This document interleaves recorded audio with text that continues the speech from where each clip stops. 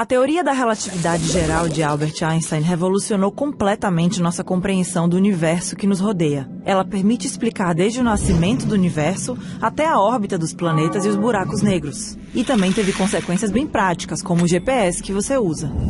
Mas o que é exatamente essa teoria e por que ela foi tão revolucionária? Até o início do século XX, a física era regida pelas leis de Isaac Newton. O físico e matemático inglês dizia que a gravidade era uma força causada pela massa dos objetos e fazia com que eles fossem atraídos um em direção ao outro. O objeto com mais massa atrai mais intensamente. Por isso nos mantemos sobre o chão da Terra. Ela nos atrai para o seu centro. Por isso também os planetas se movem ao redor do Sol. Mas imagine que o Sol de repente desaparecesse por completo.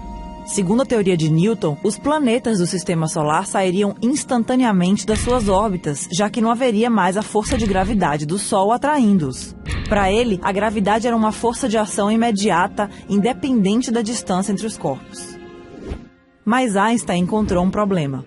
Segundo seus cálculos, a luz era a coisa mais rápida do universo. Nenhum corpo com massa alcançava uma velocidade superior à da luz, nem a força de gravidade. A luz do Sol leva cerca de 8 minutos para percorrer os quase 150 milhões de quilômetros que o separam da Terra. Então, se o Sol desaparecesse, como seria possível que a Terra fosse liberada da sua órbita antes que as pessoas aqui deixassem de ver o Sol brilhar? Problemas desse tipo mostraram a Einstein que a gravidade poderia ter uma explicação diferente da que pensou Newton. Nos 10 anos que ele passou pensando nisso, entre 1905 e 1915, o físico alemão criou a teoria da relatividade geral. Ele imaginou as 3 dimensões do espaço e a dimensão do tempo juntas, formando uma espécie de tecido que nos rodeia e que é deformado pela presença dos corpos. E ele chamou isso de espaço-tempo.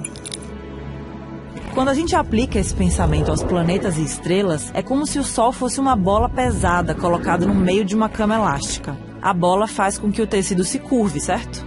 É essa curvatura que cria o que nós sentimos como força de gravidade. Então a Terra e os outros planetas permanecem em órbita não porque o Sol simplesmente os atrai, como pensava Newton. Para Einstein, isso acontece porque o Sol é uma estrela tão massiva que os outros corpos seguem a curvatura que ela gera no tecido do espaço-tempo.